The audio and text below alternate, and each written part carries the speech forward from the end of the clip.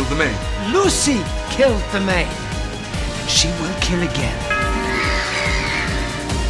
Lucy!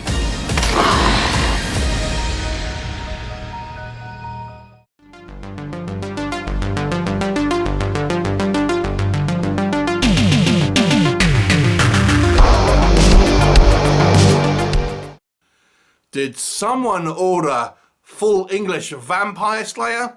Yes, we are talking Bram Stoker's Van Helsing, the original Vampire Slayer. Before Buffy, before Blade, there was Van Helsing. And we have obviously seen Van Helsing pop up in not only his own movie, but in variety of Dracula adaptations as well. But this movie is the story, the other side of the Dracula legend, because Dracula doesn't really feature in this movie at all. This is really from the perspective of some more minor characters within the kind of the Bram Stoker's novel, and obviously Van Helsing himself being the most recognisable character here. But it's a kind of an ensemble piece of really kind of four characters. So this one is directed by Steve Lawson, and it stars Mark Topping as Van Helsing, who I gotta say, I actually quite enjoyed him in this role. And it's a portion of the Bram Stoker's novel. So this really takes place from the moment the character of Lucy is bitten by Dracula, and then it's starting to kind of show signs of not feeling very well, shall we say. That's the beginning of the movie, right up to, let's just say, the end of Lucy's arc, if you're not familiar with the Bram Stoker's novel. That is this story, so that the whole story is really just that portion of the Bram Stoker novel, but expanded upon. And I feel, like I've said, other characters here are given a little bit more to do, and that does add a couple of kind of new things without kind of really changing the story all that much. So what can I say that works in this film, first of all? So this is a relatively low budget British production, and there are a few things that I feel worked. Number one, I think the concept is quite neat. I mean, everyone's kind of familiar with the Dracula legend, and although this movie I don't think really does it doesn't change the story in any kind of like meaningful way as such. It's interesting seeing it purely from the perspective of Van Helsing, and as I say, some lesser known characters from the mythos. I mean, we don't have Jonathan Harker here, we don't have Dracula here. Mina Harker shows up right at the end, but she's not really a part of the actual story. So it's kind of, it's Van Helsing and a few other kind of like minor characters. So it's an interesting fleshing out of those kind of roles, which I think is quite a neat concept, but working within the confines of the Bram Stoker novel and kind of within that story. Now, Dracula is actually a story that's in the public domain, so anyone can really make a kind of a Dracula story based on the actual novel. So, you know, I feel this is respectful of that at the very least. What else can I say that I enjoyed? I really adored the music. The music here was so well done and really, really emphasised some of the kind of the gothic creepiness that obviously the Dracula movies and books and kind of just the concept, you know, exudes so well. It really pluses this movie, especially in certain scenes. And as I've mentioned, this movie is a relatively low budget. This doesn't have a hell of a lot of flashy effects and things, but nonetheless, the music here really does plus those scenes to make them feel truly otherworldly. That I really, really enjoyed. But there are a few sequences here that I do feel were quite breathtakingly well shot. I mean, we have some really beautiful kind of like wide shots and establishing shots where we have like, you know, the sun setting on the kind of the moon in the background and kind of like a lonely carriageway and things like this within the kind of like the woods. Brilliant, I loved it. I thought it was so gothically creepy with this kind of this music playing. It was fantastic stuff. I thought it was very, very well done.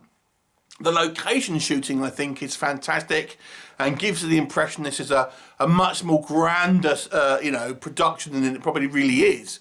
All set in this very kind of classically English manor house. And we see some external shots of horse and carriage and things like this. So you do get that kind of period feel, despite obviously the movie doing its best to try and hide kind of budgetary complaints, really having the majority of, you know, for example, camera shots being relatively tight against our actors and things like this to kind of hide any modern things in the background and stuff like that. So I thought they did a good job in regards to using the budget wisely here to the best of their ability.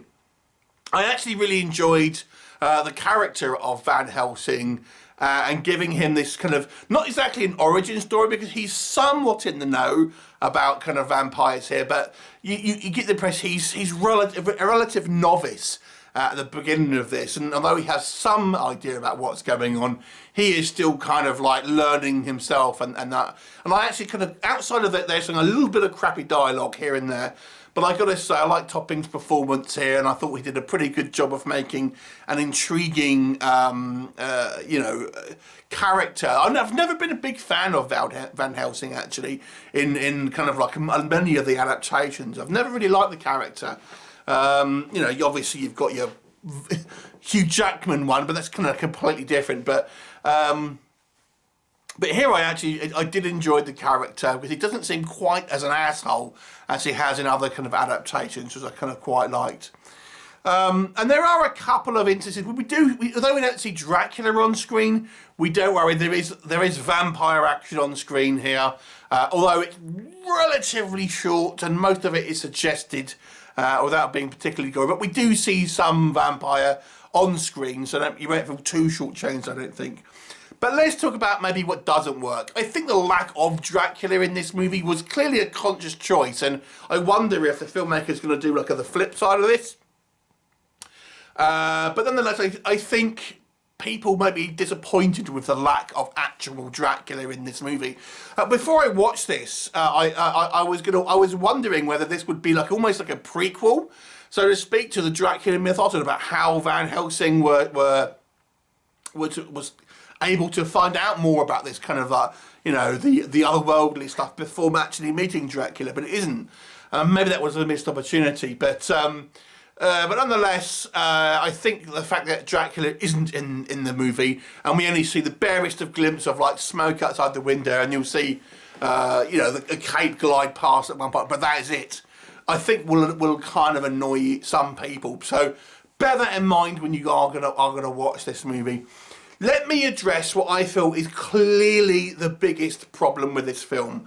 That is the acting. There is some truly atrocious acting in this movie. I like the actor that played the Van Helsing character, and I thought he did a good job within this movie, outside of a couple of scenes where the dialogue was a little hammy. The character of Lucy, I feel, doesn't have a hell of a lot to do. She's just laid in bed for the majority of this film. So I don't think there's enough of a sample size to really comment too much on the actress's work there, because what she has to do is more or less go for the most of the time. So it's difficult to stay on that one. There are dialogue scenes with her, but it's not a huge amount.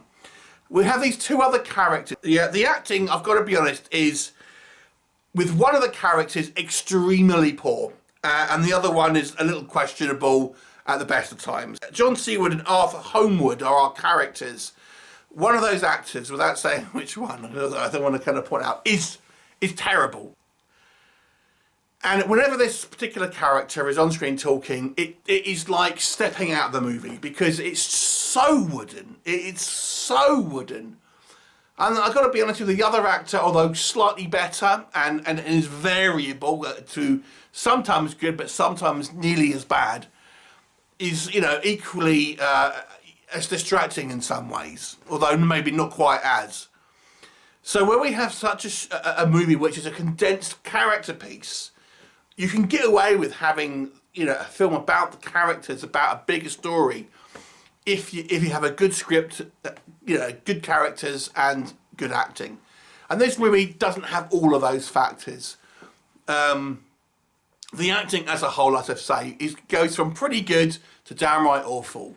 The writing is mixed.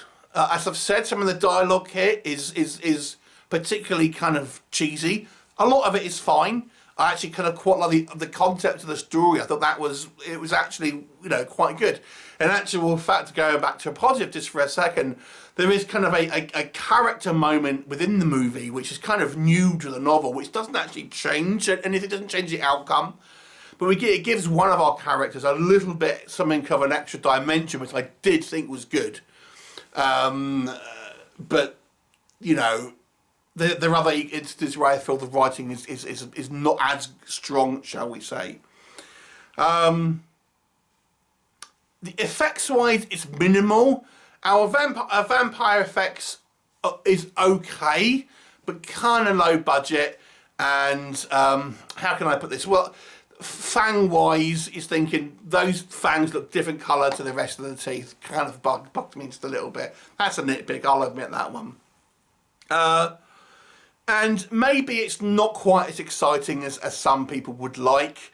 I think the beginning of the movie starts off on a rocky part, and it's just partly because I got to say it focuses a lot on the actor, which I feel is particularly bad, and therefore the beginning of this movie is a little bit of a rocky start. As the film progresses and the more characters have a bit more to do, I think it finds its feet and actually becomes quite an interesting story.